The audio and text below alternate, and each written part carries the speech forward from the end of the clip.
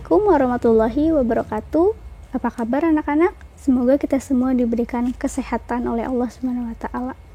Hari ini kita akan melanjutkan di PPKN bab 3 semester 1, yaitu mengenai kedaulatan negara Republik Indonesia. Kita sudah belajar mengenai apa itu kedaulatan, sifat kedaulatan, 5 teori kedaulatan. Sekarang kita akan membahas mengenai pemilihan umum. Apa Bu hubungan antara pemilu dengan kedaulatan? Nah, jadi Indonesia itu kan menganut 2 kedaulatan, yaitu kedaulatan hukum dan kedaulatan rakyat, ya, sesuai dengan pasal 1 ayat 2. Nah, apa hubungan antara kedaulatan rakyat dengan pemilu? Kedaulatan rakyat itu artinya adalah kekuasaan tertinggi terletak di tangan rakyat. Kekuasaan tertinggi terletak di tangan rakyat. Artinya bahwa rakyat itu yang menentukan siapa yang berhak untuk menduduki jabatan di pemerintahan. Melalui apa? Melalui kegiatan pemilihan umum. Di dalam pemilu itu kita memilih siapa sih yang pantas menjadi wakil rakyat yang akan menduduki jabatan sebagai presiden, DPR, DPRD dan lain-lain. Gitu ya. Jadi pemilu itu sebagai implementasi perwujudan dari kedaulatan rakyat. Nah, kalian juga harus bedakan ya antara pemilu dengan pilkada. Jangan sampai ketukar nih. Kalau pemilu itu pemilihan umum dilaksanakan secara nasional. Dan siapa aja yang dipilih dalam pemilu, kalian juga mungkin taunya hanya presiden. Tidak, ada 4. Ada presiden, ada DPR, ada DPRD, dan ada DPD. Jadi kalau kalian nanti datang ke tempat pemungutan suara, kalau sudah 17 tahun, kalian akan mendapat 4 surat suara berwarna merah, kuning, biru, dan hijau. Ya, jadi bukan cuma presiden, tapi yang lain juga, anggota DPR, anggota DPRD, dan anggota DPD. Nah, perbedaan dengan pilkada apa? Kalau pilkada itu kan pemilihan kepala daerah. Kepala daerah itu sesuai dengan provinsi. Jadi pilkada itu ya dilaksanakan per provinsinya tersebut atau per kota dan kabupatennya. Dan dilaksanakannya memang tidak serentak. Kalau pemilu kan serentak. Ya, jadi kalian harus bedakan antara pemilu dengan pilkada. Lanjut lagi mengenai pemilu. Pemilu itu dibahas dalam Undang-Undang 1945 pasal 22E. Mengenai apa sih? Yang pertama yang dibahas adalah bahwa pemilu dilaksanakan setiap 5 tahun sekali. Jadi ini seperti hajatan ya, hajatannya negara Indonesia setiap 5 tahun sekali diadakan pemilu, karena jabatan presiden itu dalam 1 kali periode adalah 5 tahun dan setelahnya boleh dipilih tapi hanya dalam 2 kali masa jabatan. Artinya bahwa maksimal itu presiden hanya boleh memimpin selama 10 tahun. Nah, Jokowi kemarin sudah ikut di periode yang kedua, berarti setelah ini Jokowi sudah tidak bisa lagi menjadi presiden, harus ada orang baru lagi.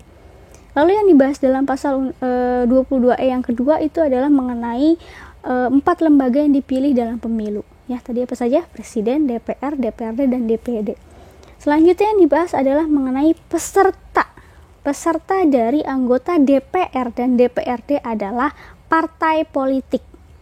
Jadi kalau kalian punya cita-cita, Bu, saya mau jadi anggota DPR, Bu, saya mau menjadi anggota DPRD, kalian harus ikut dalam partai politik. Kalau misalnya kalian merasa, Bu, saya nggak mau ikut, saya mau buat sendiri parpol, silakan. Ya, kalian buat parpol, memimpin parpol, dan kalian mengajukan diri sebagai anggota DPR dan DPRD.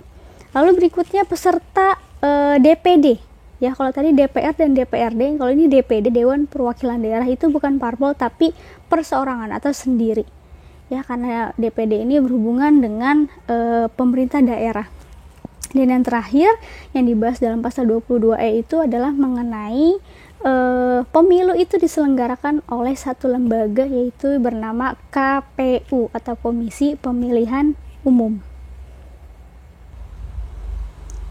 Dalam Undang-Undang Nomor 7 Tahun 2017 juga dibahas mengenai bahwa pemilu itu harus dilaksanakan secara 7 asas, ya, 6 asas, Jadi di sini ada 6 asas yang harus dilaksanakan jika pemilu diselenggarakan, yaitu kalau disingkat itu luberjurdil. Apa sih luberjurdil itu? Luber, L langsung, U umum, B bebas, R rahasia, jujur, dan adil. Jadi 6 asas ini harus terlaksana ya. Jadi KPI itu sebagai penanggung jawabnya. Asas yang pertama yaitu mengenai asas langsung.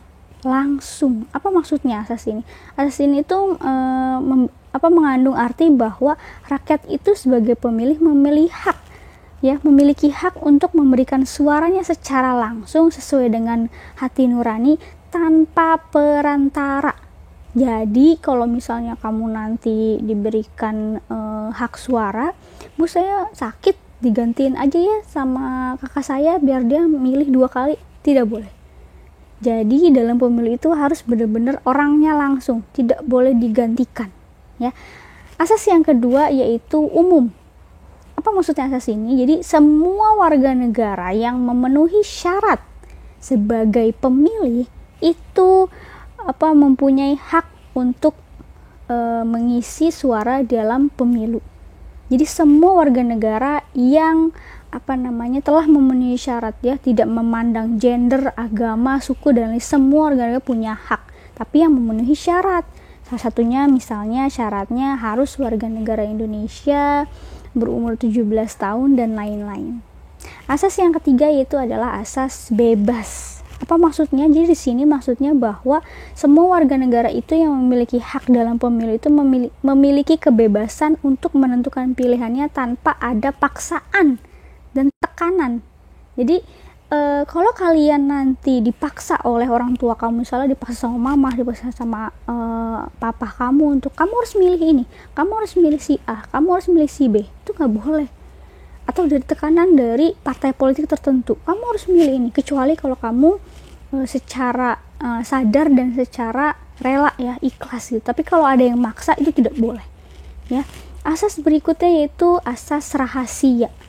Asas rahasia ini pilihan kamu tidak boleh diketahui orang lain. Makanya di dalam tempat pemungutan suara pemilu itu ada bilik suara, di mana kamu memilih, orang yang di sebelah kamu itu tidak akan melihat siapa pilihan kamu ya. Jadi rahasia, tidak boleh diketahui oleh orang lain.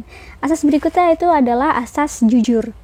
Semua pihak, rakyat, pemerintah, KPU, saksi, apalagi panitia KPU setempat itu harus berlaku jujur, harus ya, karena bisa saja tertimbul kecurangan atau money politik ya. Misalnya kamu disogok nih, dikasih uang, dikasih amplop oleh anggota calon DPR atau calon anggota DPRD atau calon siapapun, nah jangan terima. Oke. Dan asas yang terakhir yaitu asas adil, di mana semua mendapatkan perlakuan yang sama ya, tanpa memandang suku, gender, atau dia disabilitas atau dia lagi sakit, tidak. Semua orang punya hak untuk memilih dalam pemilu. Jadi kesimpulannya bahwa kegiatan pemilu ini sebagai salah satu sarana penyaluran hak asasi warga, dan kamu juga harus menggunakan hak suara kamu jika kamu nanti sudah berumur 17 tahun atau sudah mempunyai kartu tanda penduduk atau KTP. Kenapa Ibu bilang ini penting? Karena nasib kita itu, nasib negara Indonesia itu ditentukan oleh rakyat dan pemerintah. Makanya kalian sebagai rakyat harus menyalurkan suara kalian, aspirasi kalian. Siapa sih yang berhak untuk menduduki jabatan di dalam pemerintahan, presiden, DPR? Karena mereka sendiri akan menentukan nasib kita dan nasib bangsa kita ke depannya. Gitu. Oke, sekian untuk pembelajaran hari ini mengenai pemilu. Terima kasih. Wassalamualaikum warahmatullahi wabarakatuh.